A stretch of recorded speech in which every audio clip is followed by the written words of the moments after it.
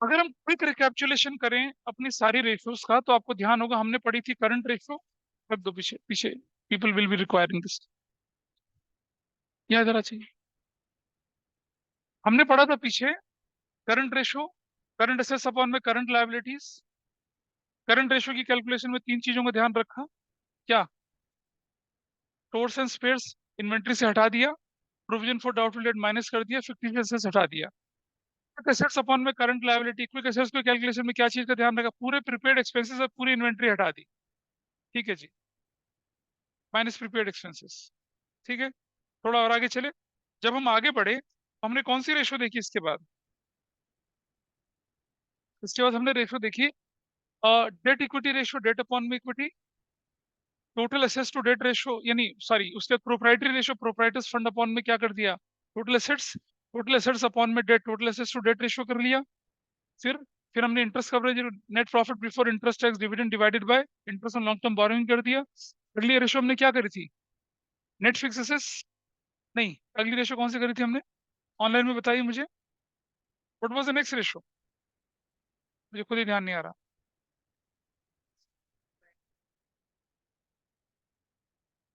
Debt equity हो गया, proprietary ratio हो गया, total assets to debt ratio हो गया, interest coverage ratio, debt to capital employed ratio हो गया, total assets to debt ratio भी हो चुका था हमारे पास।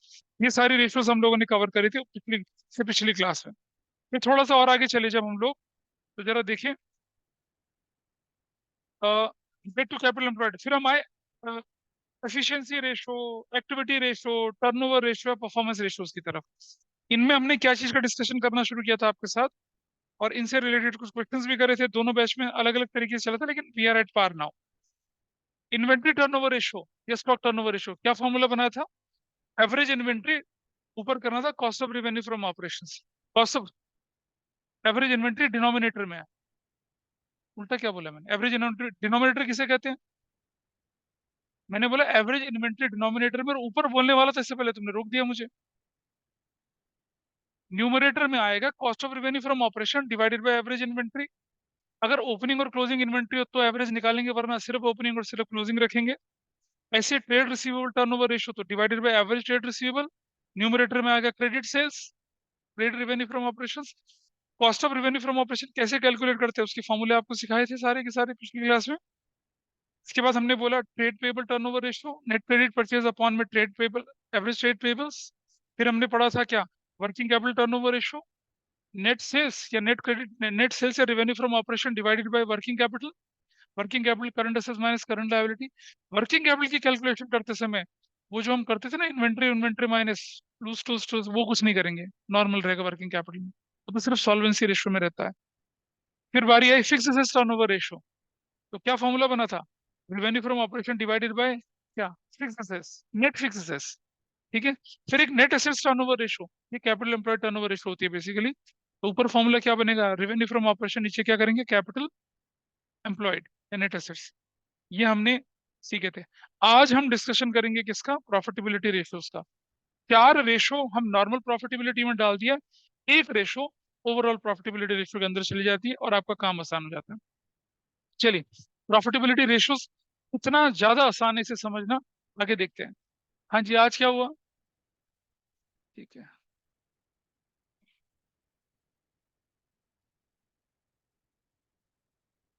तो आज तुम्हारे दिल के धागे टूट गए, ऐसा कुछ हुआ क्या?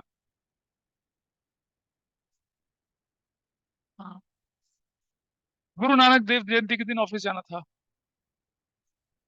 अच्छा अच्छा अच्छा अच्छा। चलो, तो तुम्हें बोल रहा हूँ कि तुम अपना घर भर बसाओ, तो तुम्हारा आना जाना सफल हो जाए। सही सही सही। हाँ, चलो यार, स्कूल की बातें क्या करनी है यहाँ पर, कोई बात नहीं। Let's move further. ये देखिए जरा, बचपन में मैंने आपको सिखाया था एक्सपेंसेस दो तरह के होते हैं। एक को बोलते हैं हम लोग डायरेक्ट, एक को बोलते हैं क्या? इनडायरेक्ट। अगर ध्यान होगा किसी को, और मैंने आपके क्लास ग्रुप में कल परसों में एक शीट डाली थी, डायरेक्ट इनडायरेक्ट की, एक लंबी चौड़ी शीट डाली थी 2 पेज की। उसमें सब देख सकते हैं, उसको रेफर कर सकते हैं। इनडायरेक्ट एक्सपेंसेस दो तरह के होते हैं। एक को बोलते हैं हम लोग क्या? ऑपरेटिंग। और एक को क्या बोलते हैं? Non operating. ठीक है। ऑपरेटिंग की कैटेगरीज भी हमारे पास होती हैं क्या? Office and administrative and selling and distribution के खर्चे, सेलिंग एंड डिस्ट्रीब्यूशन के खर्चे। इसी तरह से इनकम दो तरह की होती है।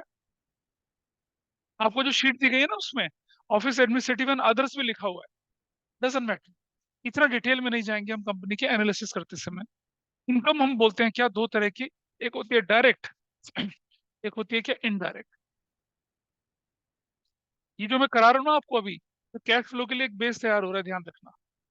कैश फ्लो के लिए बेस तैयार कर रहे हैं हम लोग अगले चैप्टर के लिए। डायरेक्ट इनकम को हम क्या बोलते हैं? नेट सेल्स बोलते हैं। क्या बोलते हैं डायरेक्ट इनकम को? नेट सेल्स बोलते हैं, या क्या बोलते हैं, रेवेन्यू फ्रॉम ऑपरेशंस बोलते हैं। ठीक है। कुछ लोग इसे यूएफओ भी बोलते हैं, आरएफओ बोलते हैं कुछ लोग इसे, रेवेन्यू फ्रॉम ऑपरेशन। ये करते हैं हम लोग यहाँ पर। इनडायरेक्ट को हम क्या बोलते हैं? इनडायरेक्ट को हम बोलते हैं क्या, अदर इनकम। क्या बोलते हैं इसको? अदर इनकम भी बोलते हैं। या हम इसको बोलते हैं क्या, non operating income. Non operating income भी बोलते हैं। नॉन ऑपरेटिंग इनकम भी बोलते हैं, अदर इनकम या नॉन ऑपरेटिंग इनकम भी बोलते हैं इसको।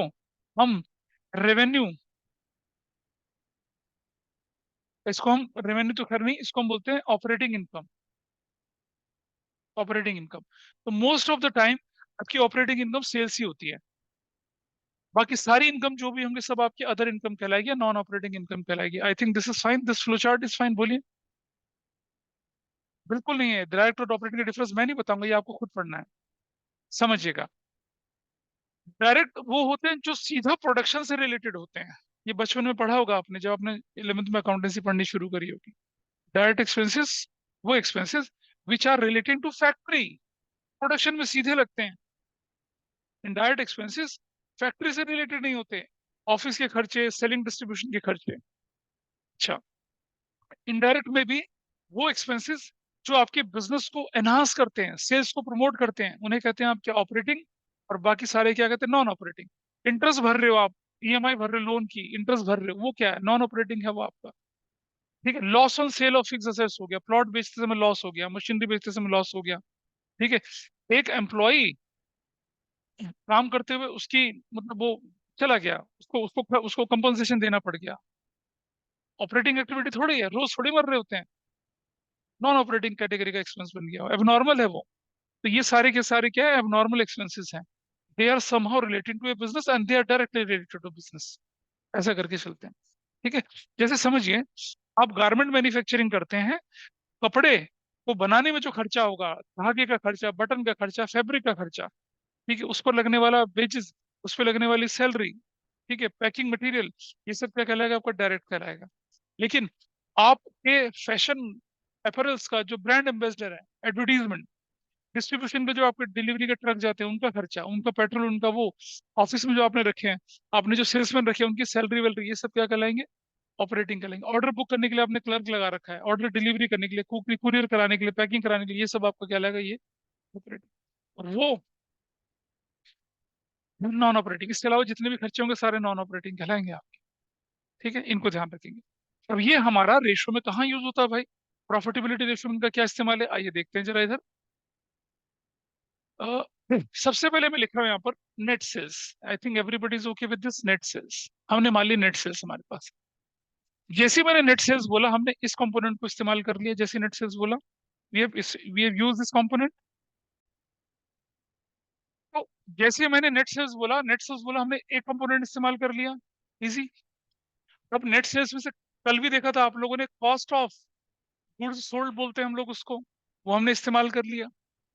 जैसे ही हमने कॉस्ट ऑफ गुड्स सोल्ड बोला, हमने डायरेक्ट एक्सपेंस सारे इस्तेमाल कर लिए। याद करिए, कल की पिछली क्लास में मैंने cost of goods sold opening stock plus net purchase plus direct expense बोला था, या फिर net purchase plus direct expense excess of opening over closing बोला था, या net purchase plus direct expense excess of closing over opening बोला था। Direct expenses लग गए।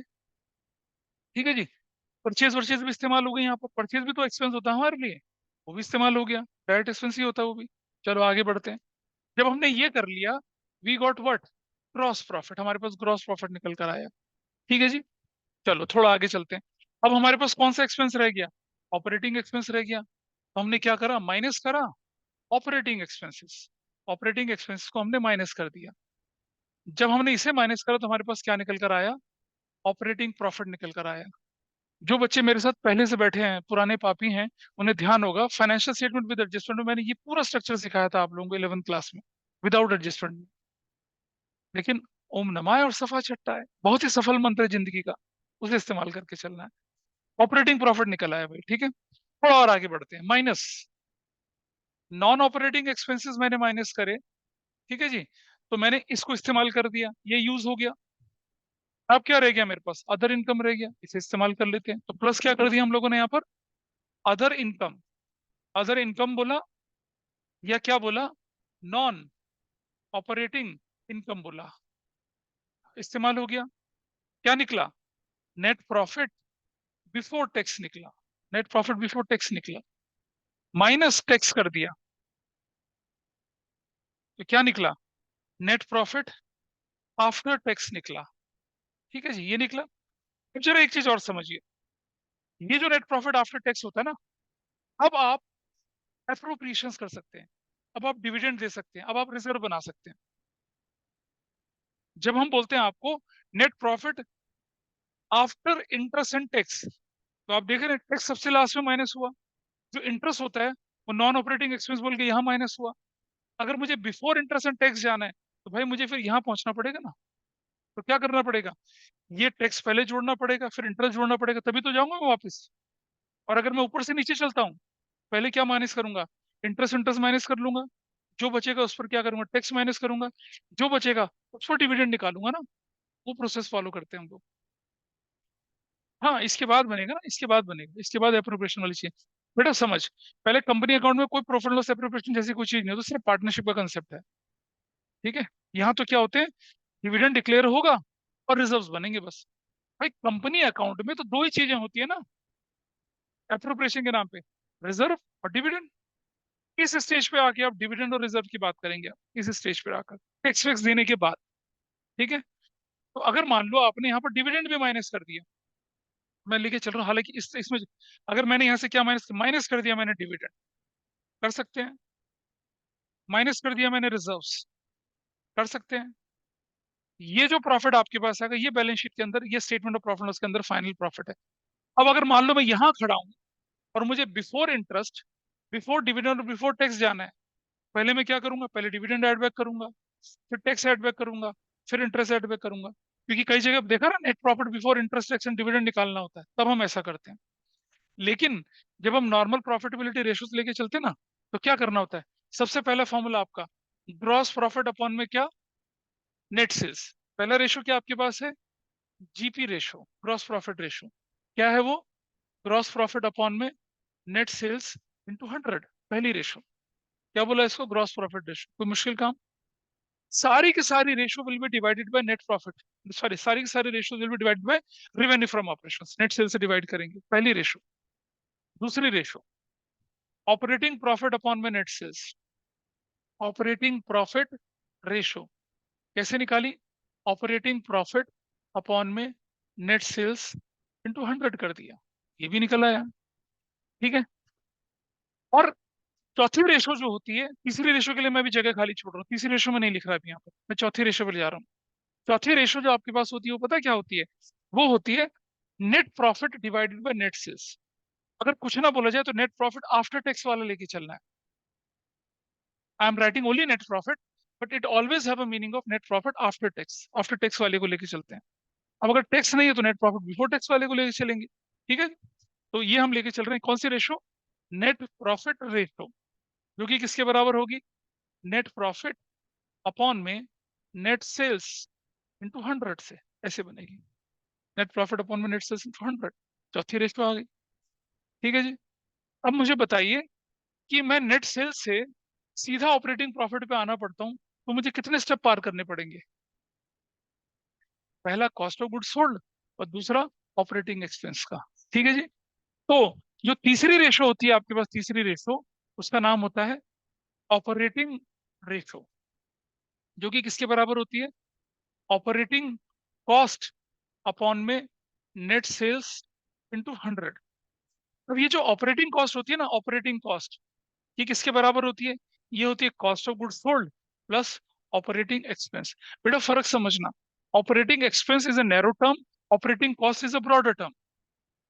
ये कॉस्ट ऑफ गुड्स सोल्ड आपकी क्या है, cost of goods sold plus operating expense, ये होता है आपका operating cost.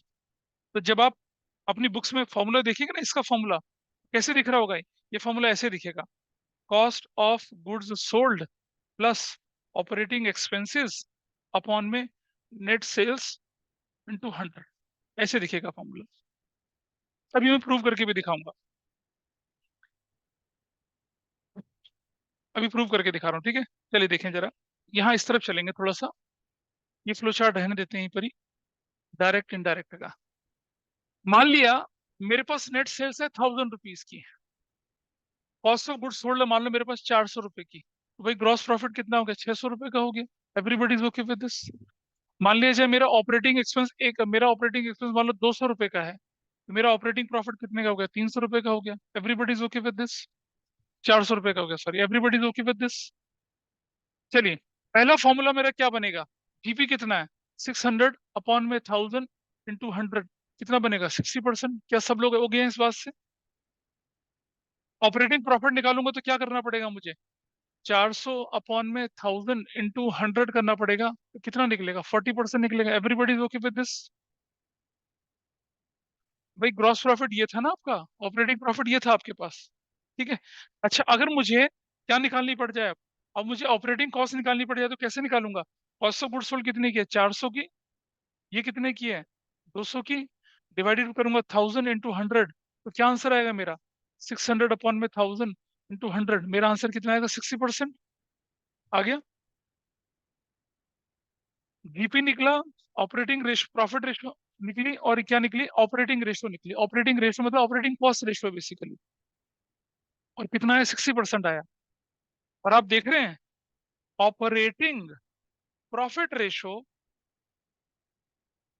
Plus operating ratio बराबर किसकी होगी, हमेशा 100% के बराबर होगी।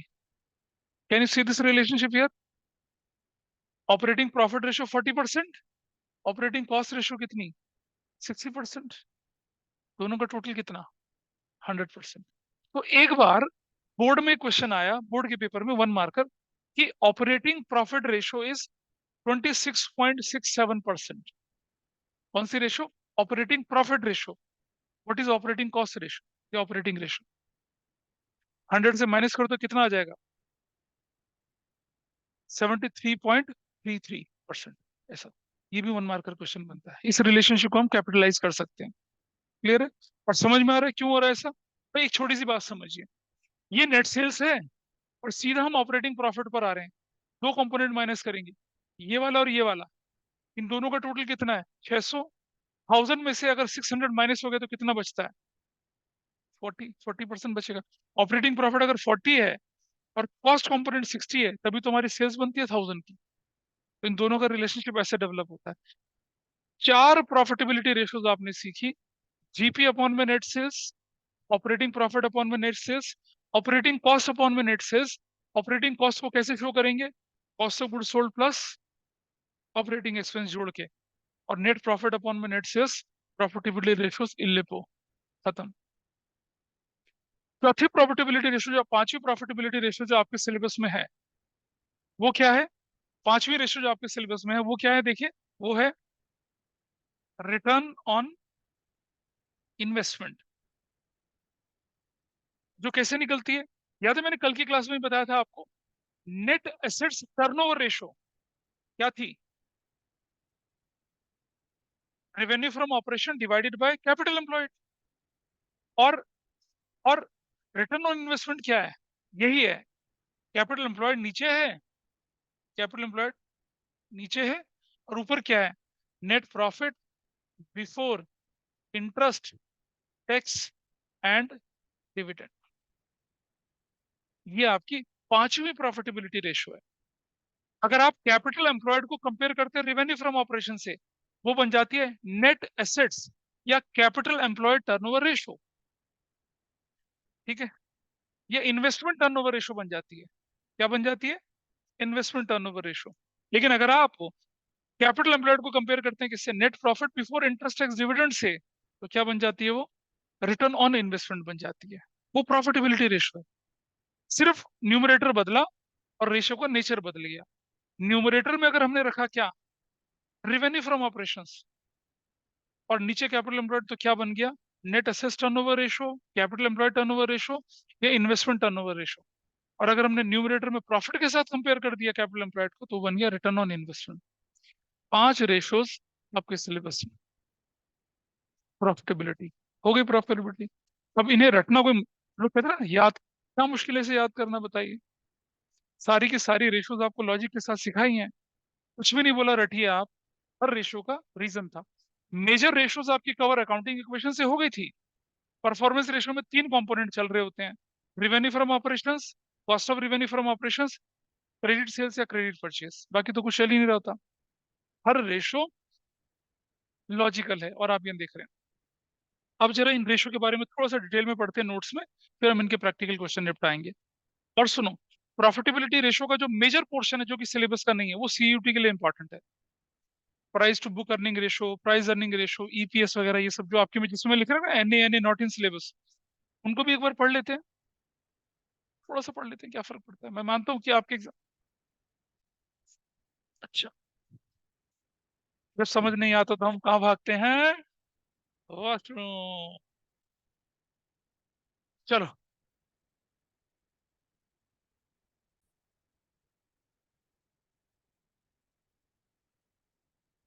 क्या स्क्रीन पर दिख रहा है किसी को, Sonakshi can you see this. Yes, sir. Sonakshi, okay, visible है। चलिए, अब हम लेके चलते हैं आपके सामने। अब नोट्स फिर प्लीज खोल लीजिए, नोट्स में थोड़ा सा नोट्स ले लीजिए। नोट्स को देखिए फटाफट से। You can take a copy from, इसको पीछे पास करो, ये कॉपी। दो दो दो दो, एक और है। Can I proceed further now. अब आपके सामने दिख रहा होगा profitability ratios, gross profit ratio, operating ratio, operating profit ratio, net profit ratio, सब आपके सामने डिस्कस करी थी डिटेल में अभी। ओवरऑल प्रॉफिटेबिलिटी रेशियोज में रिटर्न ऑन इन्वेस्टमेंट या रिटर्न ऑन कैपिटल एम्प्लॉयड आ रहा है। एक चीज का ध्यान रखना, return on investment and return on capital employed जो दोनों अलग अलग चीजें होती हैं, बिल्कुल अलग अलग हैं ये। लेकिन सीबीएसई ने आपके सिलेबस में उसको सेम माना है। जब आप सीनियर क्लास में जाएंगे ना, आपके रिटर्न ऑन कैपिटल एम्प्लॉयड का फॉर्मूला ही अलग होता है। लेकिन अब मैं कुछ नहीं कर सकता, उन्होंने ये बोल के सिनोनिम्स यूज करा तो करा है। कुछ बोल रहे हैं, बोलो बोलो, क्या हुआ, अरे बता दो, मन में मत रखो भाई। चलिए स्टार्ट करते हैं। Gross profit ratio, relationship between gross profit and turnover, इसके हेल्प करता है हमारे। और देखिए, हायर रेशो होगी तो क्या होगा, प्रॉफिटेबिलिटी बिजनेस है। लो रेशो का मतलब है अनफेवरेबल कंडीशन चल रही हैं आपकी। और इस, so it shows a gross margin as a percentage of sales, और ग्रॉस प्रॉफिट अपन में रेवेन्यू फ्रॉम ऑपरेशन करके निकालते हैं। नेट सेल्स होती है total sales minus sales return. Total sales होती है कैश सेल्स और क्रेडिट सेल्स। और ग्रॉस प्रॉफिट कैसे निकलता है, नेट सेल्स में से अगर आप कॉस्ट ऑफ गुड्स सोल्ड या cost of revenue from operation minus कर दें तो निकल आएगा। अच्छा जी, एक चीज का ध्यान रखना, non operating income such as profit on sale of fixed assets, income on investment, interest received on loan, dividend received, rent received, ये नहीं इंक्लूड करी जाती ग्रॉस प्रॉफिट में, क्योंकि तो इनडायरेक्ट इनकम होती, बताया था आपको मैंने थोड़ी देर पहले, नहीं करी जाती। Direct income, indirect income, direct expense, indirect expense. अगर कोई दिक्कत है, एक शीट में ऑलरेडी आपकी क्लास ग्रुप पे डाल चुका हूँ, उसे आप देख सकते हैं। अच्छा, किसके पास प्रिंट आउट नहीं है उसका, एक बार हाथ खड़ा कर ले उस शीट का। मैंने मेरे 11th में जो दिया था, 12th में भी मैंने प्रिंट आउट दिया था। Operating, non operating, direct, indirect, obviously तुम तो लॉस खो चुके हो सारा, 2 4 6, ठीक है। मैं अगली क्लास में प्रिंट आउट लेके रख लूंगा, जिसे लेना ले लेना, नहीं जरूरत हो तो छोले भटूरे वाले को दे देना, कोई फर्क नहीं पड़ता। प्रिंटेड नोट से पढ़ाई करेगा वो भी। ऑपरेटिंग रेशो पे आ जाएं आप। क्या बताया था operating ratio, it establishes relationship between cost of goods sold and other operating expense. किसका रिलेशनशिप बता रहे हैं, cost of goods sold and other expenses का नेट सेल्स के कंपैरिजन में। ये ऑपरेशनल एफिशिएंसी को जज करती है। भाई, आपकी ऑपरेटिंग एक्सपेंस और कॉस्ट ऑफ गुड्स सोल्ड अगर कंट्रोल में है, तो मतलब आपके ऑपरेशन वेल निट है। आप अपने कॉस्ट को ज्यादा एक्सीड नहीं कर पा रहे हैं, और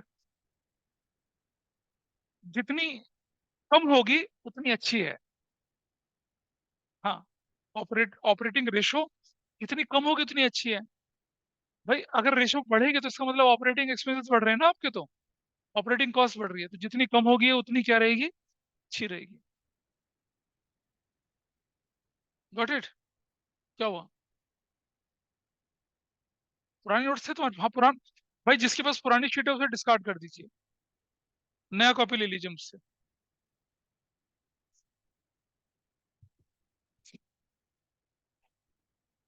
ये यही तो बोल रहा हूँ अभी मैं, cost of goods sold plus operating expenses, operating ratio का फॉर्मूला। ये जो होता है ना cost of goods sold plus operating expenses, ये जो है ये वाला हिस्सा, ये वही हिस्सा है, ये वाला यार, ये वाला हिस्सा ऑपरेटिंग कॉस्ट जो होती है ना, ऐसे निकलती है cost of goods sold plus operating expense.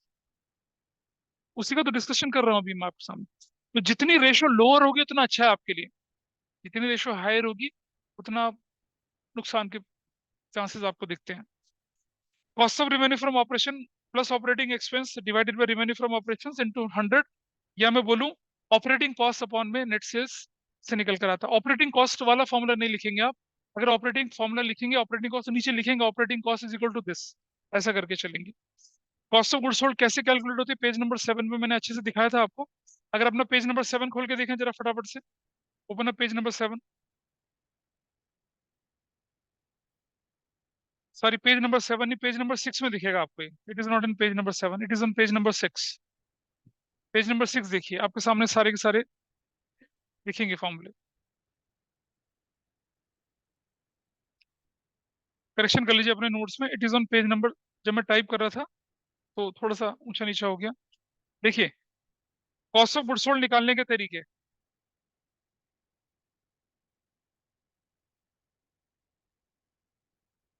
Opening stock plus net purchase plus direct expense दिख रहा होगा, पेज नंबर 7 पे लेके आया हूं मैं आपको, minus closing stock, net purchase plus direct expenses plus excess of opening stock over closing stock, ये भी तरीका हुआ।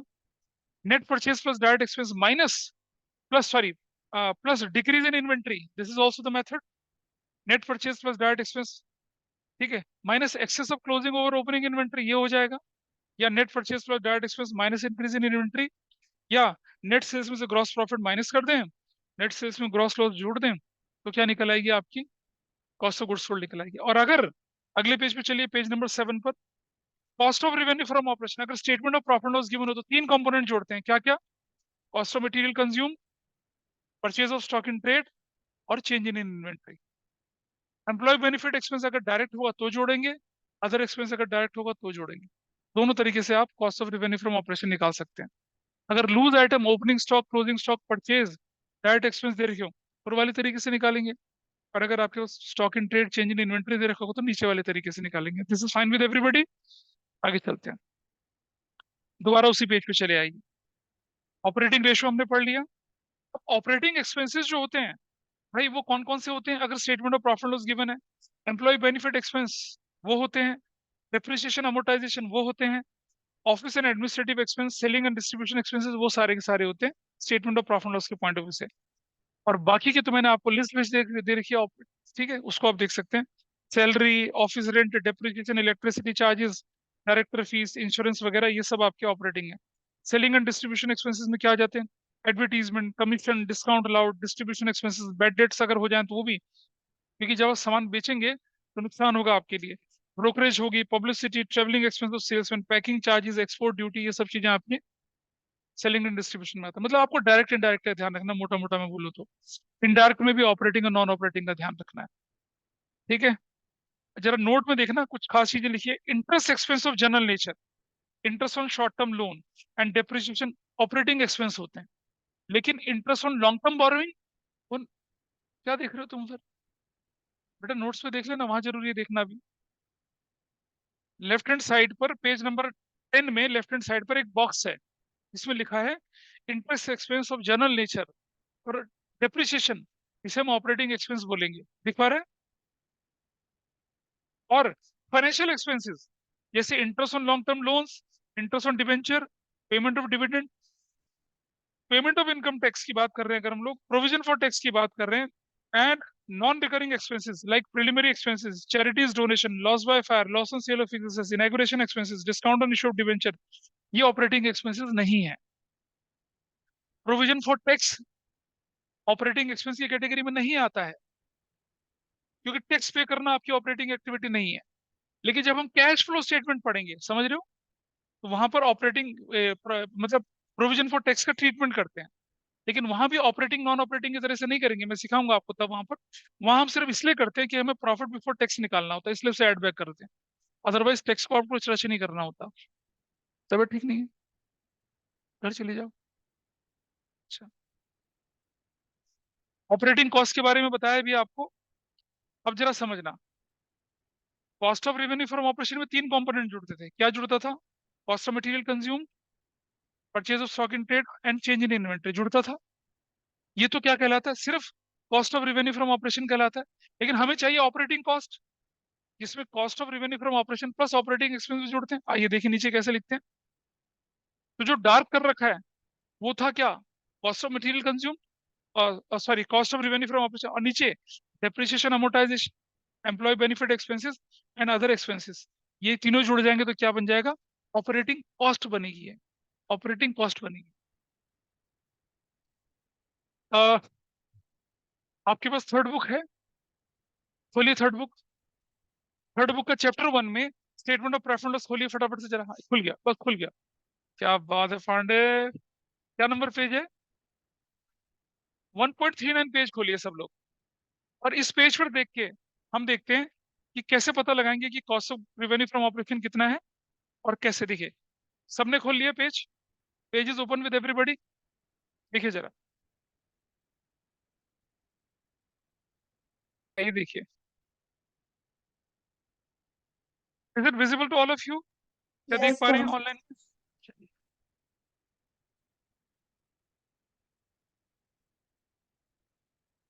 आप देखेंगे आपके पास पहले आइटम एक्सपेंस में कॉस्ट ऑफ मटेरियल कंज्यूम, आपको ये जोड़ना है। अगर आपको ऑपरेटिंग कॉस्ट निकालनी है, cost of revenue from operation plus operating expense वो निकालना है, तो आपने कॉस्ट ऑफ मटेरियल कंज्यूम जोड़ा पहला part, purchase of stock in trade जोड़ा दूसरा पार्ट, चेंज इन इन्वेंट्री जोड़ा तीसरा पार्ट। इन तीनों को जोड़ेंगे अगर, तो हम क्या निकाल रहे हैं? Cost of revenue from operation है, कॉस्ट ऑफ गुड्स सोल्ड निकाल रहे हैं। नीचे चलेंगे, एम्प्लॉय बेनिफिट एक्सपेंस जोड़ देंगे, ये ऑपरेटिंग एक्सपेंस जुड़ जाएगा। फाइनेंस कॉस्ट नहीं है, finance cost is not an operating expense. Depreciation and amortisation जोड़ेंगे तो क्या निकल आएगा? ऑपरेटिंग एक्सपेंस बन जाएगा। देखो ये वाला पार्ट, ये वाला पार्ट, ये जो था कॉस्ट ऑफ गुड्स सोल्ड, क्या था? Cost of material consume, purchase of stock in trade और चेंज इन इन्वेंट्री। और ये वाला ऑपरेटिंग एक्सपेंस में दो कंपोनेंट जुड़ते हैं सिर्फ, एम्प्लॉय बेनिफिट एक्सपेंस एक, दूसरा जुड़ा डेप्रिसिएशन अमोर्टाइजेशन, और तीसरा जुड़ा अदर एक्सपेंसेस। ठीक है, तो स्टेटमेंट ऑफ प्रॉफिट लॉस के सारे आइटम यूटिलाइज हो गए, सिर्फ क्या छूट गया? Finance cost. Finance cost non operating expense की कैटेगरी में होता है। Interest on long term borrowing, borrowing cost, ठीक है, और ये सारी कैटेगरीज, और डिविडेंड पे करना वगैरह, ये सब आपकी क्या होती है? फाइनेंस कॉस्ट होती है। इसको यहाँ कंसिडर नहीं करते हैं। फाइनेंस कॉस्ट में क्या क्या आता है? चैप्टर 1 में बताया था। डिविडेंड कॉस्ट आती है, इंटरेस्ट पे करना होता है, और क्या होती है? लोन प्रोसेसिंग फीस और फ्लोटेशन कॉस्ट, वो सब जाती है फाइनेंस कॉस्ट के अंदर। ठीक है, तो जितने भी कंपोनेंट थे, सिर्फ फाइनेंस कॉस्ट को हटा दूंगा, बाकी सारे के सारे कंपोनेंट जुड़ के क्या बनेंगे? ऑपरेटिंग कॉस्ट बनेंगे। पहले तीन वाले cost of revenue from operation, बाकी वाले operating expense. I think it is clear now. Clear है? इसलिए पहले चैप्टर पे हमने बहुत ज्यादा एम्फेसाइज करा था। आइए अब दोबारा से चलते हैं नोट्स पे। तो ये जो ऑपरेटिंग कॉस्ट का फॉर्मूला लिखा है आपके सामने, cost of material consume plus purchase of stock in trade plus change in inventory of finish goods, यहाँ तक तो हम क्या कर रहे थे? Cost of revenue from operation. इसके आगे depreciation amortisation, employ benefit expenses, other expenses, ठीक है, other than non operating expenses, ये हमारे क्या हो जाते हैं? ऑपरेटिंग कॉस्ट का पार्ट बन जाते हैं। अब बारी आई ऑपरेटिंग प्रॉफिट रेशियो। क्या होती है ये? Relationship between operating profit and net sales या रेवेन्यू फ्रॉम ऑपरेशन का रिलेशनशिप शो करती है। हायर इज बेटर या लोअर इज बेटर? जवाब दीजिए, हायर इज बेटर या lower is better? Operating profit ratio higher, profit जितना अच्छा उतना बढ़ेगा। ठीक है, कॉस्ट में ध्यान रखेंगे, जितनी कम उतना अच्छा। अच्छा जी, इंटरफॉर्म इंटरफॉर्म कंपैरिजन दोनों में हेल्प करता है। फॉर्मूला है ऑपरेटिंग प्रॉफिट अपॉन में रेवेन्यू फ्रॉम ऑपरेशन अपॉन ये जो भी हो इंटू 100। ऑपरेटिंग प्रॉफिट कैसे निकलता है भाई? ग्रॉस प्रॉफिट में से ऑपरेटिंग एक्सपेंस माइनस कर दें तब निकल आएगा। जरा देखिए, यहाँ देखिए, ऑपरेटिंग प्रॉफिट कैसे निकलता है? ग्रॉस प्रॉफिट में से ऑपरेटिंग एक्सपेंस माइनस करूंगा, ऑपरेटिंग प्रॉफिट निकलेगा। या रेवेन्यू फ्रॉम ऑपरेशन में से कॉस्ट ऑफ गुड्स सोल्ड और ऑपरेटिंग एक्सपेंस दोनों माइनस कर दूंगा तो भी तो निकल आएगा सीधा सीधा। ऐसे भी तो निकल सकता है। या फिर अगर आप कहाँ बैठे हैं, आप यहाँ नेट प्रॉफिट बिफोर टैक्स पे बैठे हैं और आपको कहाँ जाना है, ऑपरेटिंग प्रॉफिट पे जाना, तो क्या करना पड़ेगा? नॉन ऑपरेटिंग एक्सपेंस प्लस करने पड़ेंगे और अदर इनकम माइनस करने पड़ेगी। रिवर्स में भी तो जा सकते हैं ऊपर आप। याद है बचपन में क्वेश्चन था ऐसा, फाइनेंशियल स्टेटमेंट विदाउट एडजस्टमेंट। किसको याद बचपन? कोई बात नहीं। ज्यादा तबीयत खराब है तो चली जाओ घर, लग रहा है अभी रो पड़ोगी। ठीक है जी, चलो। ये वाला पार्ट खत्म हुआ, थोड़ा आगे देखते हैं। difference between operating ratio and operating profit ratio. Now you can easily recognize the difference between both of them. Operating ratio कैसे कैलकुलेट करी जाती है? As a percentage by adding operating cost, operating expense to cost of goods sold and divided by net sales. जबकि operating ratio कैसे calculate करी जाती है? Operating profit और नेट सेल्स के परसेंटेज के हिसाब से निकाली जाती है। और मैंने बताया ऑपरेटिंग रेशियो और ऑपरेटिंग प्रॉफिट रेशियो का टोटल किसके बराबर होता है? 100 के बराबर होता है। अगर ऑपरेटिंग रेशियो 23% है तो operating profit ratio operating ratio कितनी हो जाएगी? 77% हो जाएगी। नेट प्रॉफिट रेशियो किसका रिलेशन देती है? नेट प्रॉफिट आफ्टर टैक्स बोला है मैंने, वैसे जनरली क्वेश्चन में नेट प्रॉफिट लिखा रहता है, आप भी लिखेंगे, लेकिन आफ्टर टैक्स लेके चलते हैं, divided by revenue from operation 100। Higher the better या लोअर द बेटर? ये ratio, net profit ratio, higher the better. और नेट प्रॉफिट निकालने के लिए अब जरा देखिए यहाँ पर, अगर मुझे नेट प्रॉफिट निकालना है तो मैं क्या करूंगा? ग्रॉस प्रॉफिट में से ऑपरेटिंग एक्सपेंस और non operating expense other income जोड़ के निकालूंगा। या सीधा सेल से निकालना है तो ये भी माइनस होगा, ये भी माइनस होगा, ये माइनस और ये प्लस सब निकलेगा। ऐसा निकाल सकते हैं।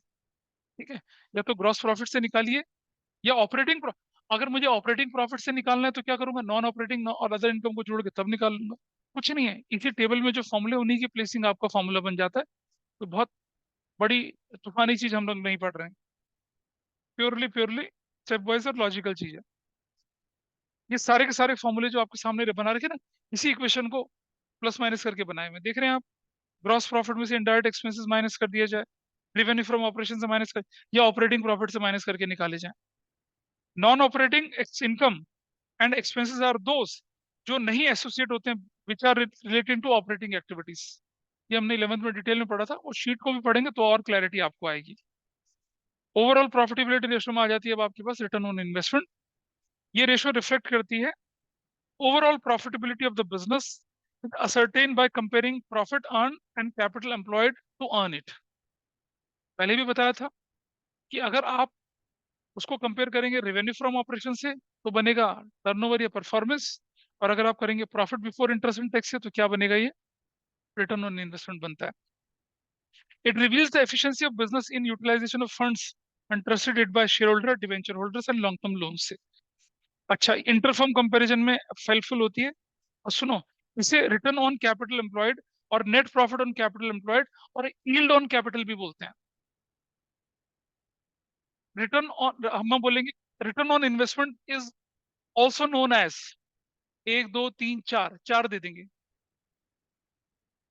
Number 1 is correct, number 2 is correct, 1 2 3 is correct. ऐसा ऑप्शन बनता है मल्टीपल चॉइस क्वेश्चन में इसका, लेकिन सिनोनिम्स मालूम होने चाहिए। ठीक है, क्या बोलते हैं? Calculate yield on capital. अब क्या पता है, तो बंगले झांक ले जाएंगे, यील्ड ऑन कैपिटल किसको कहते हैं भाई?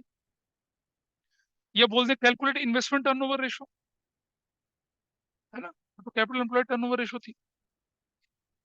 It also helps whether firm is earning higher return on capital employed as compare to interest. अच्छा, हायर इज द बेटर या lower is the better? Obviously ज्यादा अच्छी अच्छी। ठीक है, और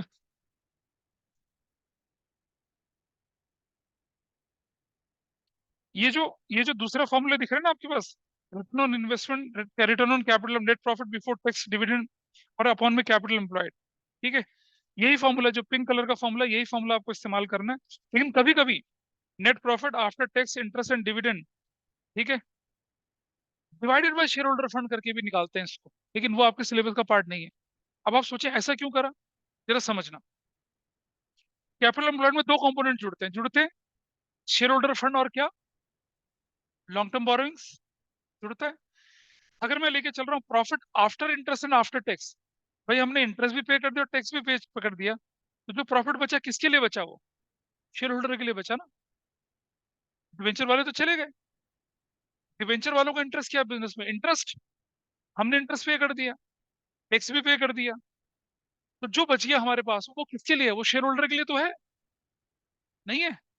इसीलिए अगर net profit after interest and tax लेके चल रहे हैं न्यूमरेटर में, तो डिनोमिनेटर में सिर्फ शेयर होल्डर फंड लगेगा, क्योंकि वो तो उन्हीं का ही है। लेकिन अगर net profit before interest tax and dividend लेके चल रहे हैं, तो हम क्या लेके चलेंगे, कैपिटल एम्प्लॉयड लेके चलेंगे, वो तो सबका है। लेकिन आपको फॉर्मूला ऊपर वाला लेके चलना, नीचे वाला फॉर्मूला लेके नहीं चलना है। अब देखिए नीचे, earning before interest and tax EBIT bracket में 1 - टैक्स रेट अपॉन में कैपिटल एम्प्लॉयड इनटू 100, ये भी फॉर्मूला बनता है, लेकिन नहीं करना है, कम्बरसम फॉर्मूले इनको इस्तेमाल नहीं, ऊपर वाला करेंगे सिर्फ इस्तेमाल। और आप देख रहे हैं बॉक्स में काटा हुआ है कुछ, return on capital employed, net profit before interest tax divided by average capital employed. Return on capital employed का फॉर्मूला असल में ये होता है, ये सीनियर क्लासेस में पढ़ेंगे, लेकिन हमारी बुक ने, हमारे सिलेबस ने ROI और ROCE दोनों को सेम मान लिया है, लेकिन आप वैसे ही मान के चलेंगे। अगर आपसे बोलेंगे calculate return on capital employed, ऊपर वाला फॉर्मूला लगाएंगे, कौन से वाला, net profit before tax dividend upon में कैपिटल एम्प्लॉयड। कैपिटल एम्प्लॉयड कैसे कैलकुलेट करते हैं मैंने बताया था आपको, asset side liability side approach कई बार बता चुके, इसलिए डिस्कशन नहीं कर रहे इसका हम लोग। और लायबिलिटी साइड अप्रोच मैंने non trade assets, non current assets, ये सब बताए थे आपके साथ में, इसका डिस्कशन नहीं कर रहे, ट्रेड नॉन ट्रेड सब बताया हुआ था। अब जो ये जो फॉर्मूले है ना, कौन से वाले, ये देखिए ये वाले फॉर्मूले, जो कि हमारे सिलेबस का पार्ट नहीं है, सिर्फ पढ़ लेते हैं इनको, इस पर बेस क्वेश्चन नहीं करेंगे, क्योंकि अभी देख लेंगे तो सीयूटी में जब आप रिवाइज करेंगे आपके लिए आसानी हो जाएगी। इसकी प्रैक्टिस के क्वेश्चंस भी मैंने नहीं देखे हैं, यहाँ पर नहीं दिए हैं बेसिकली, एनसीईआरटी में, बट आपको क्वेश्चन दिख जाएंगे इसके। रिटर्न ऑन नेटवर्थ या return on share holders fund है ये शेयर होल्डर के पॉइंट ऑफ व्यू से होती है इंपॉर्टेंट, आप जानने की कोशिश करते हैं। इसका फॉर्मूला क्या होता है, प्रॉफिट आफ्टर टैक्स, यानी कि ये है आपका, इसका फॉर्मूला बेसिकली होता है नेट प्रॉफिट आफ्टर टैक्स होता है और divided by share holder fund होता है। भाई मैंने बोला ना, प्रॉफिट जो आफ्टर टैक्स बचा वो तो किसका है, असल में शेयर होल्डर का ही है, वैसे निकल कर आता है। तो ये रेशियो क्या है आपकी, रिटर्न ऑन, या था रिटर्न ऑन कैपिटल एम्प्लॉयड बोल रहे थे हम ऊपर वाले को, इसको return on share holder fund बोल रहे हैं। क्यों बोल रहे हैं, रिटर्न ऑन कैपिटल एम्प्लॉयड में क्या किया था, net profit before interest and tax लिया था, डिवाइडेड बाय कैपिटल एम्प्लॉयड करा था। यहाँ क्या किया हमने, net profit after interest and tax लिखा, नीचे क्या कर दिया, शेयर होल्डर फंड कर दिया, वैसा करके बोला। कौन सा वाला है, ROI में कैपिटल एम्प्लॉयड लगता है। हाँ मैंने बोला ना, तो उसको सिनोनिम्स की तरह, पर मैंने बोला ना उस फॉर्मूले को यूज मत करिए, ऊपर वाले फॉर्मूले को यूज नहीं करना है। वो तब है जब आप before interest and before tax ना निकाल पाए किसी भी रीजन से, तब है, नहीं उसको इस्तेमाल करना। सिनोनिम्स की तरह इस्तेमाल करते, लिखा ना ब्रैकेट में नॉट एप्लीकेबल, नेट एप्लीकेबल मतलब नहीं इस्तेमाल करना है आपने उससे, बिल्कुल नहीं करना है। और चलें आगे थोड़ा सा, एक और फॉर्मूला आपके पास है, अर्निंग पर शेयर्स है, ये overall profitability of the business के लिए करती है। इस रेशो से हम क्या करते हैं, जो भी प्रॉफिट आपके पास है वो शेयर होल्डर को कितना जा रहा है। अर्निंग पर शेयर का मतलब सिंपल सा ही है कि आपने किसी कंपनी के एक शेयर की होल्डिंग करी, उस पर आपकी अर्निंग कितनी हो रही है, मतलब डिविडेंड की फॉर्म में कितना अर्निंग हो रहा है। देखें जरा यहाँ पर, इसका फॉर्मूला क्या बनता है, net profit after interest and tax minus dividend on preference share holder. समझिए, अभी तक हम क्या बोल रहे थे, नेट प्रॉफिट आफ्टर इंटरेस्ट बोल रहे थे, सारा का सारा पैसा किसका था, शेयर होल्डर का था। शेयर होल्डर में दो लोग होते हैं, इक्विटी शेयर होल्डर और प्रेफरेंस शेयर होल्डर।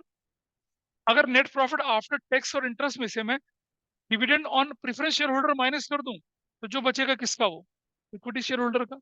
यही होता है ईपीएस।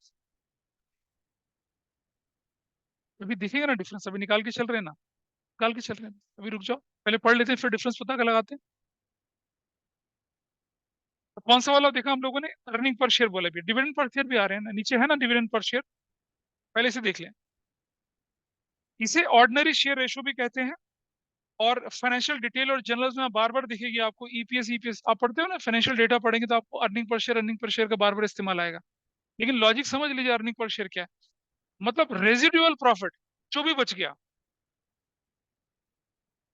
डिवेंचर होल्डर को देने के बाद, सरकार को टैक्स देने के बाद, प्रेफरेंस शेयर होल्डर को देने के बाद जो प्रॉफिट बचा वो, और जो शेयर होल्डर बचे वो इक्विटी, उसका कंपैरिजन आपका अर्निंग पर शेयर कहलाता है। ठीक है, अर्निंग पर शेयर। अभी आऊंगा पढ़ने, आपकी क्वेश्चन पे भी आऊंगा। अर्निंग पर शेयर बोला, ठीक है। It is helpful estimating the capacity of company to declare dividends on equity shares, ऐसा करके बोले। आ जाइए नीचे, बुक वैल्यू पर शेयर बोला इसने। Equity share holder fund, share holder fund नहीं बोला, equity share holder fund. Equity share holder fund क्या होता है? Equity share plus reserve and surplus, वो इक्विटी शेयर होल्डर फंड होता है। और डिवाइड कर दिया किससे? नंबर ऑफ इक्विटी शेयर से कर दिया, तो क्या निकल आएगा आपका? बुक वैल्यू पर शेयर निकल आएगी, बुक वैल्यू पर शेयर। ठीक है जी। Dividend pay out ratio, dividend one share, dividend share पर शेयर में कितना डिविडेंड दिया और अर्निंग पर शेयर कितनी है, उसका कंपैरिजन करेंगे तो क्या निकलेगा? Dividend pay out ratio. और अब आई बारी पढ़ने जो तुमने पूछा, डिविडेंड पर शेयर। जरा समझिए हम क्या कर रहे हैं, dividend paid to equity share कितना दे रहे हैं वो, और divided by number of equity share करेंगे तो डिविडेंड पर शेयर आएगा। लेकिन अर्निंग पर शेयर हमने बोला तो क्या था? ऊपर देखिए, अर्निंग पर शेयर में क्या लिखा था हमने formula? Net profit after interest, after tax, after preference dividend, और डिवाइडेड बाय क्या कर दिया? नंबर ऑफ इक्विटी शेयर कर दिया। तो कौन सी बड़ी टर्म है, ज्यादा ब्रॉडर टर्म कौन सी बताओ Pranay? Earning per share broader term है। अर्निंग पर शेयर होता है जितना भी प्रॉफिट रेजिडुअल बचा होता है वो अगर हम शेयर होल्डर को डालें तो पर शेयर होल्डर को कितना मिलेगा। डिविडेंड क्या होता है? अब देखो ध्यान से समझना, नेट प्रॉफिट में से इंटरेस्ट माइनस कर दिया, टैक्स माइनस कर दिया, equity dividend preference dividend minus कर दिया, इक्विटी डिविडेंड भी माइनस कर दिया। ठीक है, तो जो बचेगा उससे आप रिटेन अर्निंग बनाइए या रिजर्व बनाइए, दैट इज योर चॉइस। लेकिन अगर हम बोल रहे हैं कि डिविडेंड हमने डिक्लेयर कर दिया पर शेयर, मान लो 2 रुपए का, 4 रुपए का, 6 रुपए का, ठीक है, या हमने बोल दिया कि आउट ऑफ आवर प्रॉफिट इतना पैसा हमारा किसके लिए है? शेयर होल्डर के डिविडेंड के लिए। उसको डिवाइड करते हैं नंबर ऑफ इक्विटी शेयर से तो डिविडेंड पर शेयर आता है। और रेजिडुअल प्रॉफिट को डिवाइड करा नंबर ऑफ इक्विटी शेयर से तो अर्निंग पर शेयर आता है। रेजिडुअल प्रॉफिट में अभी हमने डिविडेंड डिक्लेयर नहीं करा है, अभी रिजर्व नहीं बनाए, तो मतलब जितना भी बचा हुआ है वो divided by equity share, earning per share है।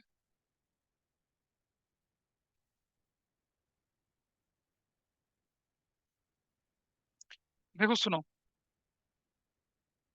जो फाइनेंशियल एनालिस्ट होते हैं ना वो क्या करते हैं, ईपीएस के थ्रू कैलकुलेट करते हैं कि आपकी पर्सपेक्टिव, मतलब आपके शेयर की औकात कितनी है। सीधी सी बात ये है, जिन शेयर होल्डर के पास रेजिडुअल प्रॉफिट ज्यादा होगा उन शेयर के प्राइस मार्केट में हायर कोट होंगे ना, डिमांड सप्लाई का रूल है।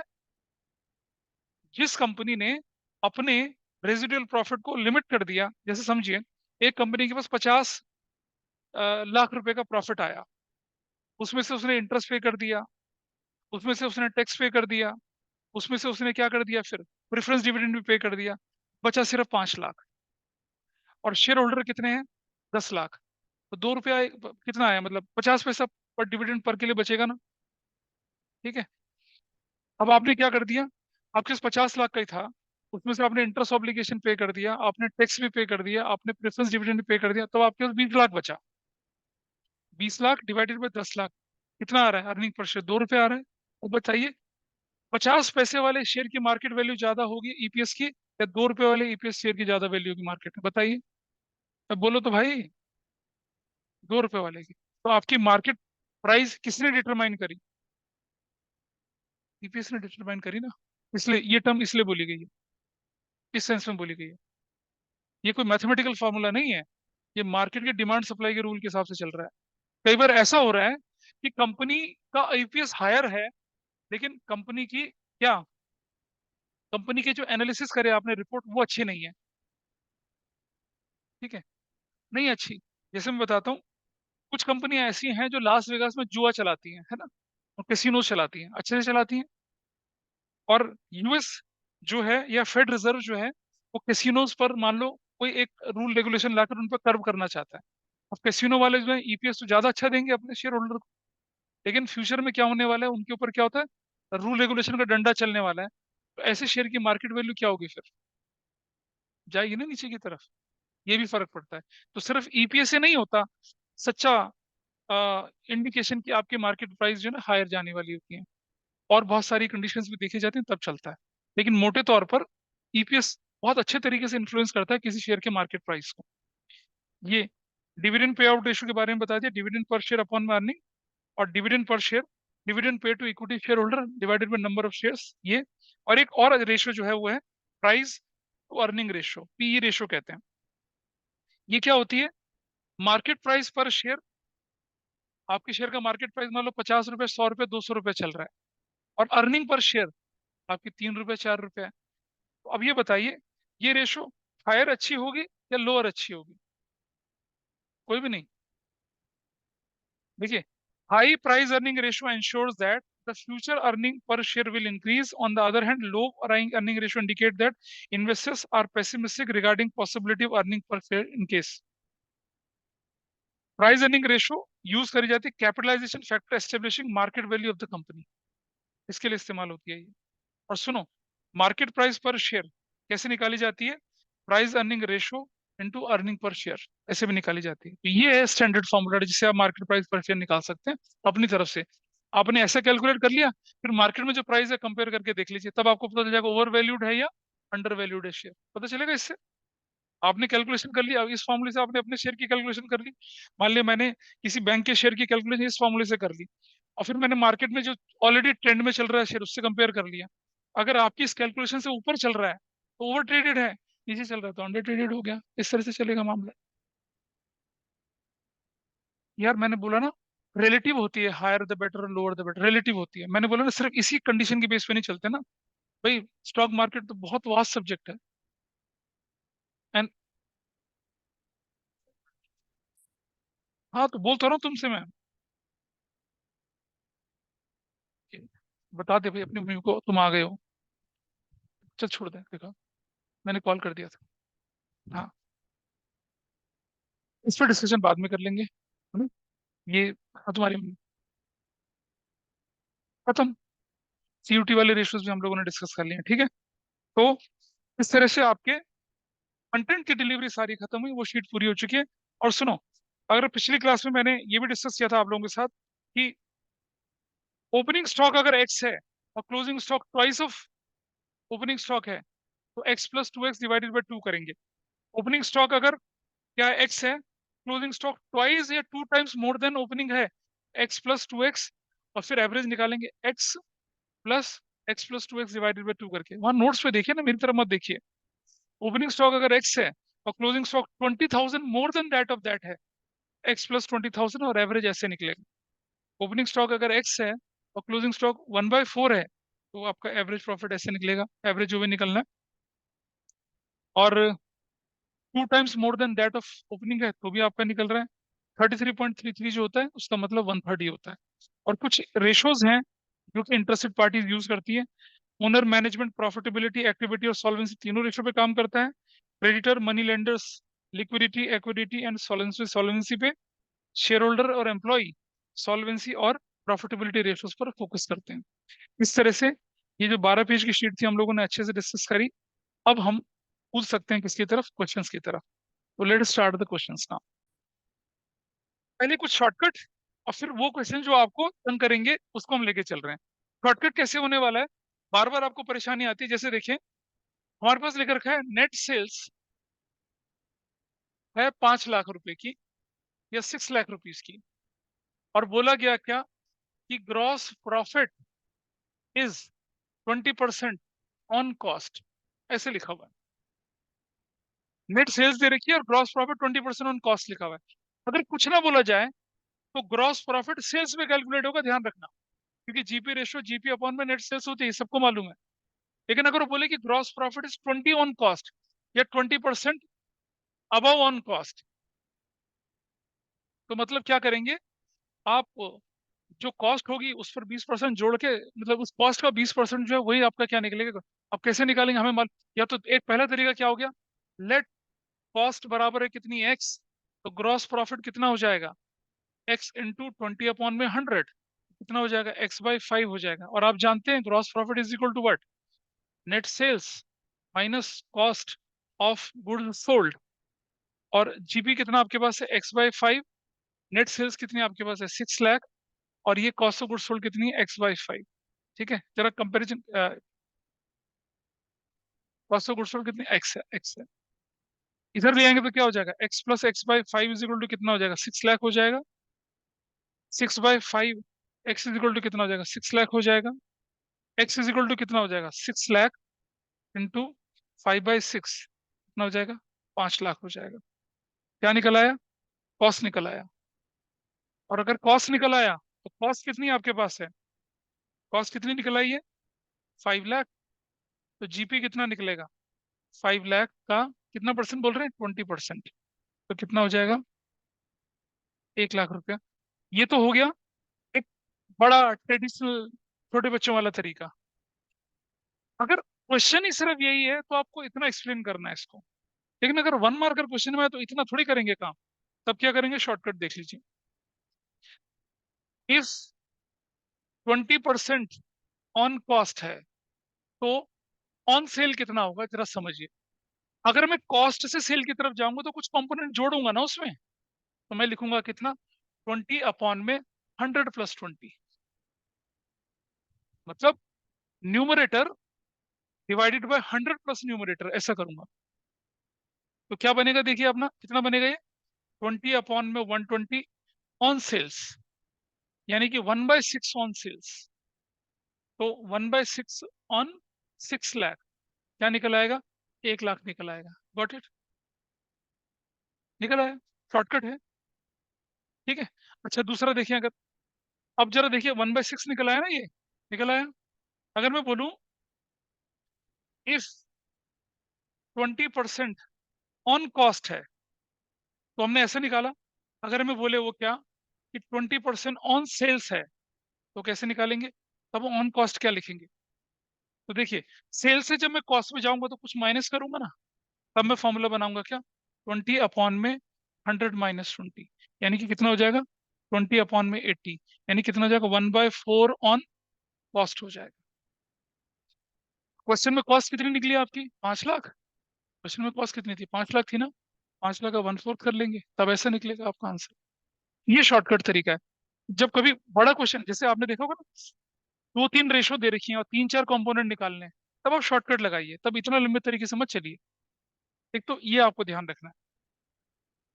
ठीक है। और आपको ये शॉर्टकट मैंने शायद पार्टनरशिप के टाइम पे भी सिखाया था, जब मैं वो करवा रहा था आपको, फंडामेंटल वाला जब चैप्टर करा था तब भी बताया था, गुडविल वाले चैप्टर में भी शॉर्टकट करना सिखाया था आपको, दोबारा से बता दिया। उस समय तो मैंने रिलेटिवली लिखवाया भी था पूरा पूरा आप लोगों को। 11 तो बेटा बचपन था ना, वो तो छोड़ दो तुम। 11th में भी सिखाया था मैंने shortcut, financial statement without adjustment. Is it okay with everybody, इसको इस्तेमाल करेंगे सब लोग, ठीक है। अभी क्वेश्चन है, एक क्वेश्चन मैं करा रहा हूँ जहाँ इस्तेमाल करेंगे, फिर मैं अगले कंसेप्ट पे चलता हूँ। बुक खोलिए जरा, दिखाइए, बुक खोलेंगे जरा, बुक में क्वेश्चन लेके चल रहा हूँ जहाँ इसका यूज होना है।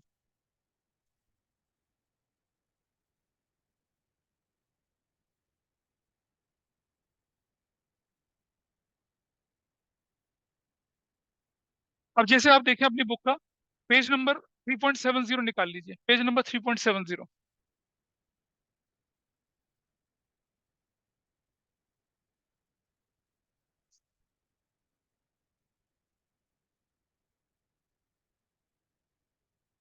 पेज नंबर 3.70 में इलस्ट्रेशन नंबर 109 है।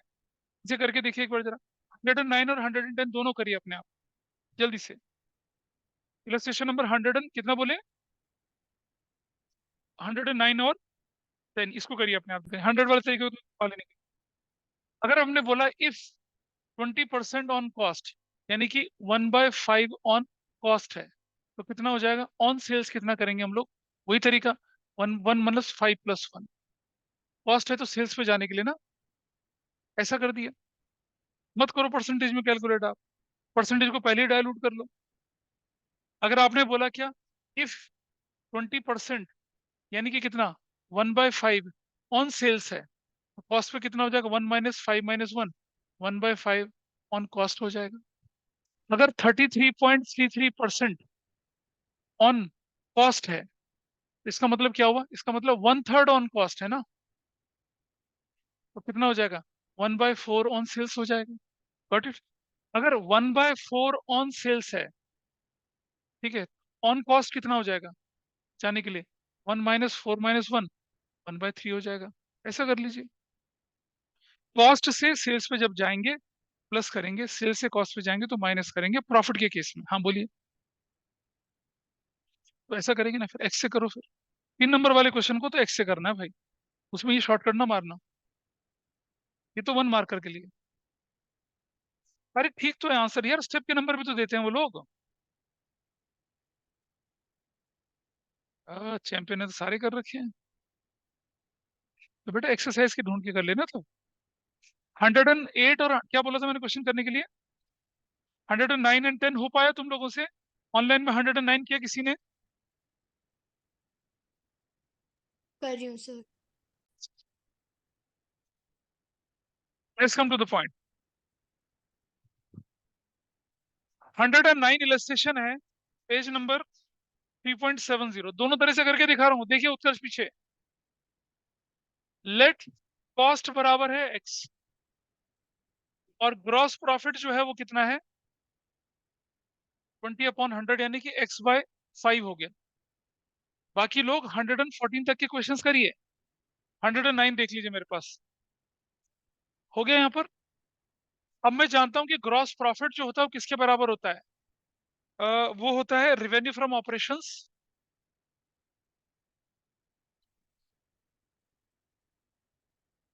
Minus cost of revenue from operations.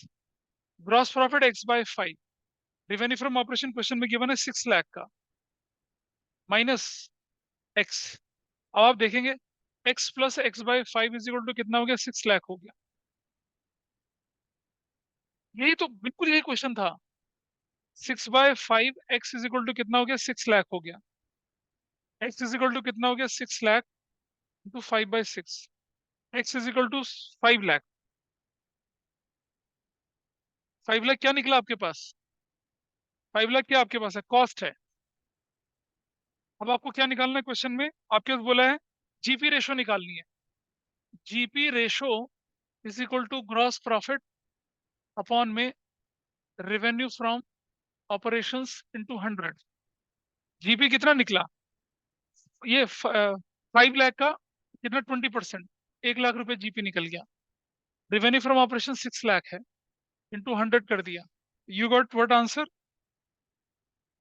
नहीं जीपी कितना निकला हमारा, अच्छा x20 120 निकला, तो आपके पास आ गया 20%, दैट्स योर आंसर।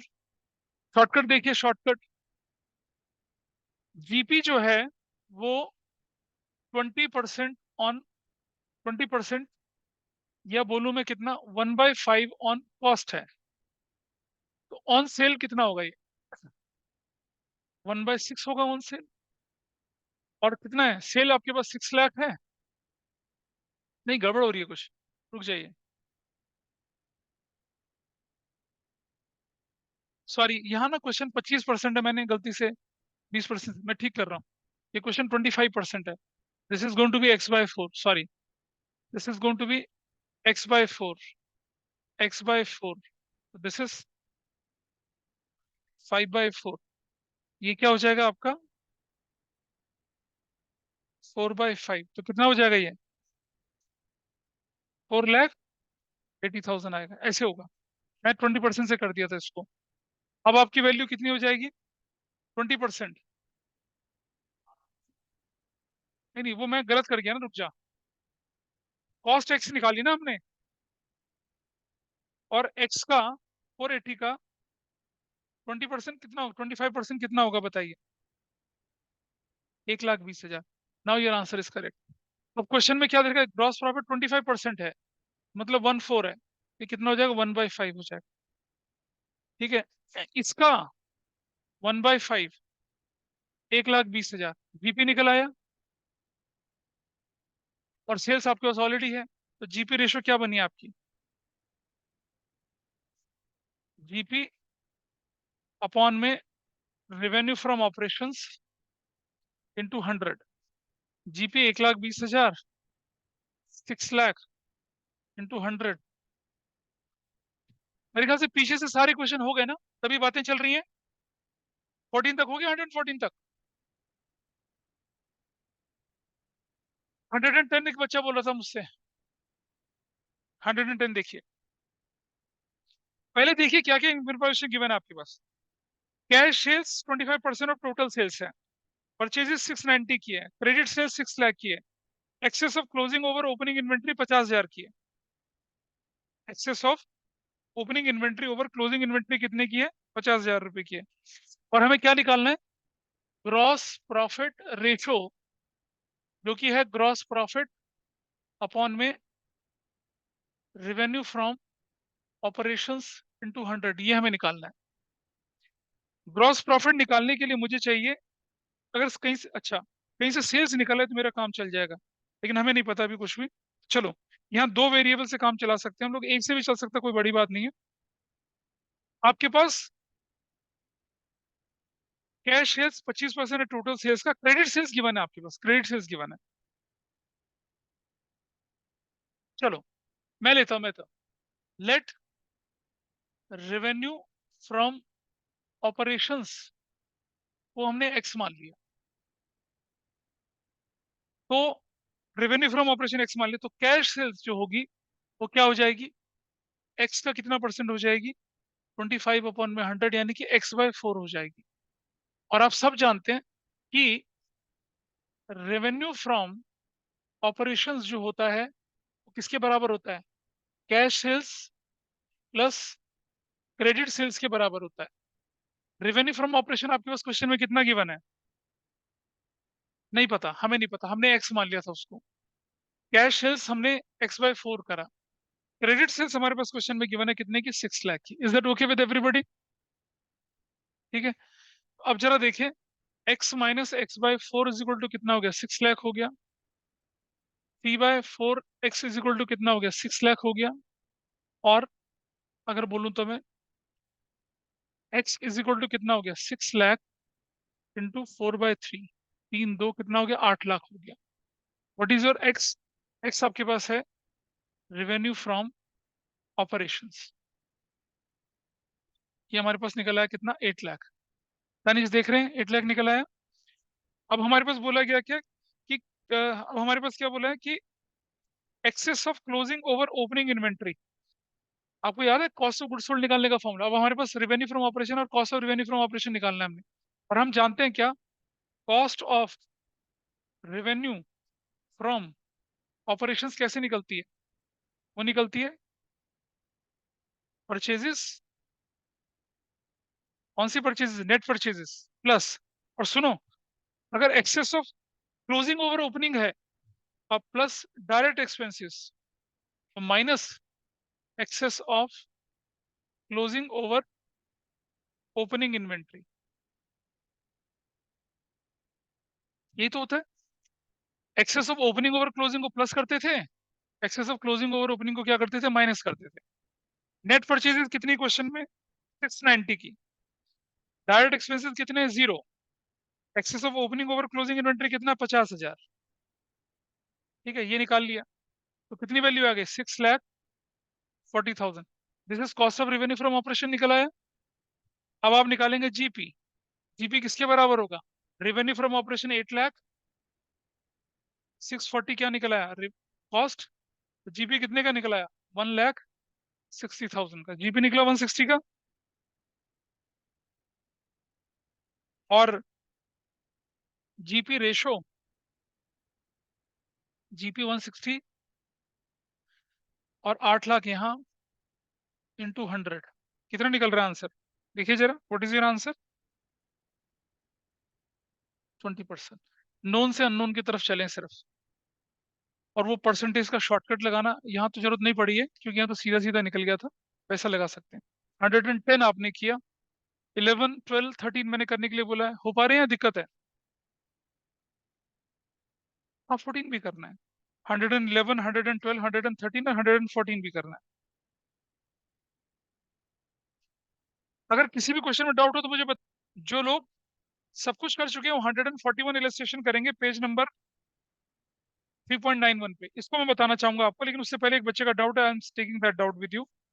114 क्वेश्चन बोले ना, 114 इलस्ट्रेशन वो लेके चल रहा हूँ आपके सामने। चलिए इलस्ट्रेशन नंबर 114 लेके चलते हैं ऐसे। पेज नंबर 3.72 है। मैं कहता है कि सीधा सीधा से बात है, ग्रॉस प्रॉफिट रेशो निकालनी है आपने, जो कि ग्रॉस प्रॉफिट अपॉन में रेवेन्यू फ्रॉम ऑपरेशंस इनटू 100 होगी। फॉर्मूला जरूर लिखेंगे, आधा नंबर तो मिल ही जाएगा आपको फॉर्मूला लिखने का। फॉर्मूला लिखना ही लिखना है। अब जरा देखिए, हम एनालाइज करते हैं कि हम नोन से अननोन की तरफ कैसे चलें। एवरेज इन्वेंट्री गिवन है, इन्वेंट्री टर्नओवर रेशो गिवन है, ट्रेड रिसीवेबल्स गिवन है, trade receivable turnover ratio given है। देखो, ट्रेड रिसीवेबल टर्नओवर रेशो से तो हमारा कैश सेल्स टोटल सेल्स वाला पार्ट निकल सकता है, और इन्वेंट्री टर्नओवर रेशो से cost of revenue from operation निकल सकता है। ठीक है, तो चलो देखें। इन्वेंट्री टर्नओवर रेशो जो है वो क्या होती है, cost of revenue from operations upon में एवरेज इन्वेंट्री, ये होती है। और जो क्वेश्चन में कितना दे रखा है आपके पास, 8/1 दे रखा है, 8/1। तो अगर मैं बोलूं, और एवरेज इन्वेंट्री क्वेश्चन में कितनी गिवन है आपके पास, cost of revenue from operations, average inventory question में दे रखी है कितने की, 160 की, is equal to 8/1। Cross multiplication करें तो कितना आता है, cost of revenue from operations जो है वो कितना आ जाएगा, 160 इंटू 8, कितना बन रहा है बताइए। 120 नहीं होगा, 12,80,000 होगा। 16 की टेबल याद करने के लिए, 30 तक की टेबल याद करने के लिए बोला पांडे तुम्हें मैंने। कोई बात नहीं बेटा, सुन। एक बच्ची डीपीएस मथुरा रोड में टॉपर बनी थी, मेरे पास 11th में आई थी, मैंने उसे 30 तक, आज पता कहाँ है। मतलब सिर्फ इसलिए नहीं कि टेबल याद करी है उसने, आई टेल यू, लेकिन नहीं, राइटिंग बहुत बुरी थी उसकी। राइटिंग उसने बिल्कुल 11th से जब वो 12th में आई, उसने राइटिंग ठीक करी, अपना प्रेजेंटेशन ठीक करा, amazingly she got in SRCC, सुखदेवन, आईएम, तीनों जगह उसका सिलेक्शन हो चुका था। और जो बोलता था लिटरली उसने वो करा। और 99 और 99 100 ऐसे बिजनेस स्टडीज अकाउंटेंसी दोनों पढ़ी थी मेरे से, 100 बिजनेस स्टडीज में आए थे, 99 अकाउंटेंसी में आए थे। एक नंबर उसकी अपनी छोटी सी जिद थी, उसकी वजह से नहीं उसका कटा था। वो जो इंटरेस्ट ऑन कैपिटल पे ड्राइंग लगाते ना, इंटरेस्ट ऑन कैपिटल पे, ड्राइंग्स अगेंस्ट कैपिटल पे उसने वो इंटरेस्ट ऑन ड्राइंग लगा दिया था, ये गलती उसकी वहां हो गई थी। और शी फाइनली सेलेक्टेड एसआरसीसी। और अभी इस साल she she is already join in July, जुलाई में शायद ज्वाइन, वॉटसन उसने ज्वाइन कर लिया एमबीए के लिए। Amazing journey. लेकिन ऐसी बच्ची, टीचर ने जो बोला बस उसे फॉलो करना है, चाहे दिनों चाहे रात। 30 टेबल की टेबल उसने क्लास में मुझे सुनाई थी लिटरली, जब मैंने बोला था सबके सामने सुनाई। तो मैं ये नहीं कह रहा कि तुम भी, लेकिन ये कि जो बेसिक सी चीजें वो तो कर ही सकते हो। अब ये थोड़ी सोच रहे हो कि भाई 30 तक टेबल भी याद करेंगे, बोझ मान के चलोगे तो बोझ ही है जिंदगी। रेवेन्यू फ्रॉम ऑपरेशन हमारे पास निकल आया, 1280 का, this is fine with everybody. अब ये हमारे पास सेल्स होती है। अब मेरे पास एक इक्वेशन और दे रखी है, लेट, अच्छा सुनो, अब रेवेन्यू फ्रॉम ऑपरेशन मेरे पास है, और मुझे चाहिए क्या, रेवेन्यू फ्रॉम ऑपरेशन तो आगे मुझे ग्रॉस प्रॉफिट चाहिए। तो ग्रॉस प्रॉफिट के लिए मुझे क्या चाहिए, cost of revenue from operation चाहिए। बोली हाँ है ना, ठीक है। तो अगर मैं रेवेन्यू फ्रॉम ऑपरेशन से क्या माइनस कर दूं, cost of revenue from operation minus कर दूं, वो कहां से निकल कर आएगा। और नहीं नहीं, रुक गया ना, हमें दूसरा कंपोनेंट चाहिए ग्रॉस प्रॉफिट। उसके लिए हमें चाहिए क्या, cost of revenue from operation. Cost of revenue from operation निकाल लिया, रेवेन्यू फ्रॉम ऑपरेशन अभी हमारे पास नहीं है, वो भी है, नहीं है, वो नहीं है अभी हमारे पास, वो निकालना है।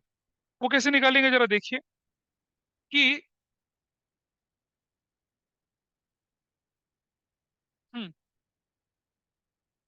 ट्रेड रिसीवेबल टर्नओवर रेशो, जो कि किसके बराबर होती है, credit revenue from operations upon में एवरेज ट्रेड रिसीवेबल्स होते हैं। और एवरेज ट्रेड रिसीवेबल्स है आपके पास क्या? कहाँ है? हाँ, दे रखा है। और ये किसके बराबर देखिए रेशो 6/1 है। तो मैं यहाँ लिखता हूँ कितना, credit revenue from operations upon में एवरेज ट्रेड रिसीवेबल कितना बोले, 2 लाख बोले, is equal to 6/1। Cross multiplication करिए तो कितना हो जाएगा, credit revenue from operations is equal to 2 lakh into 6 बराबर है 12 लाख आया, निकल गई वैल्यू। और एक रिलेशनशिप देखिए, कैश सेल्स जो है 25% ऑफ नेट सेल्स है। Late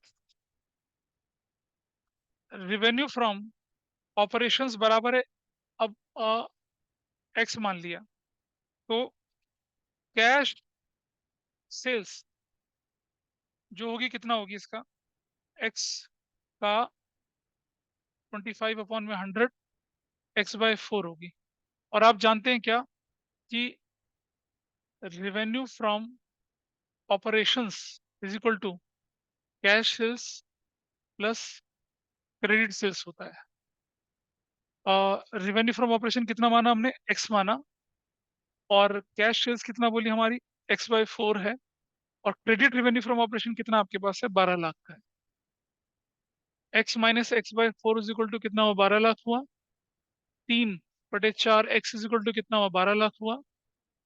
x is equal to कितना हुआ, 12 लाख इंटू 4/3, 3 4 16 लाख रुपए आ गया।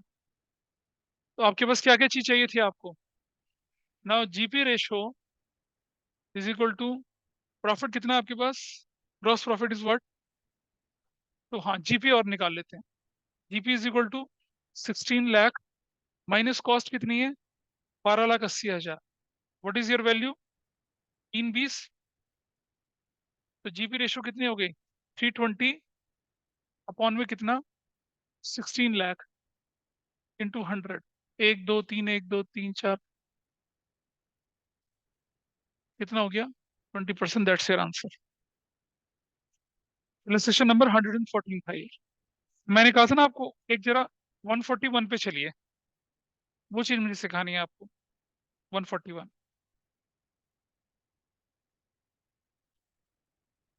ROI का क्वेश्चन है।